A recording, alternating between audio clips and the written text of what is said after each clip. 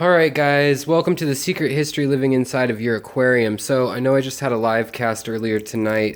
This tank is now trashed, just utterly trashed. And so it's going to be time. I've got a job I've got to do tomorrow, work-wise. So I probably won't have time to do it tomorrow, but I need to get these plants replanted. It's real bad. But basically, I could not find for the life of me my female Pelvicochromos tenuatus Nigerian Red. The male has been out and about.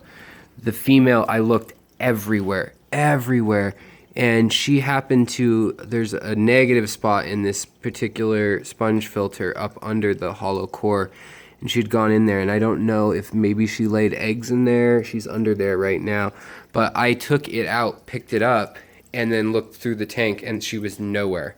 I looked all over the floor thinking maybe she leapt, and unplanted 40 species of plants that H2O plants sent, just because like I've really bonded with them, and I freaked out. So hopefully she has eggs, and that's why she's so hidden. Right now, she's sure got a lot of cover, but I'm going to totally need to rescape this tank now. Also added some ADA soil that has been used for a good 4 to 6 months in someone else's tank, so that I could plant some of the more delicate plants like the limnophilia that I have here. The red krib, he's under here. He's probably scared trying to figure out what's going on. But yeah, I really, that really gave me a heart attack. Also, by the way, you can see my purple kabamba is doing great. And all my starts of ferns and things like that are doing well.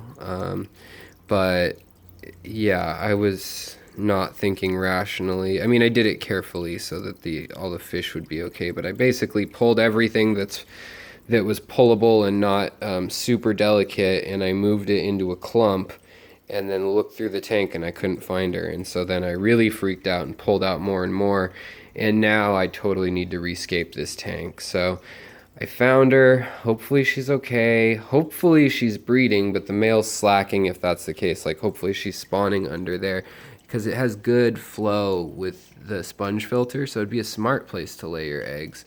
But yeah, and then oh, now she's out from under there. So maybe I disturbed her one spawning place. That would be real great, Alex.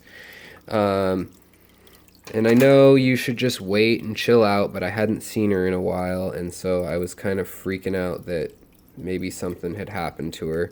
And so right now what I'm going to do is I'm going to move, there's that male krib under there, and so I'm just going to move some of all this junk, and it's not junk, it's beautiful plants, but move all this stuff over them so they feel a little more protected, because that is a perfect nesting spot mimicking nature.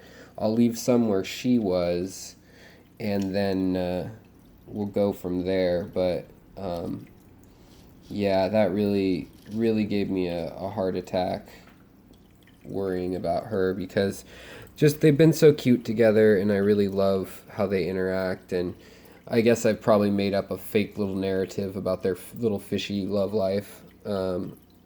Their fateful Romeo and Juliet union, where all the other Kribs said that it wasn't possible. I don't know.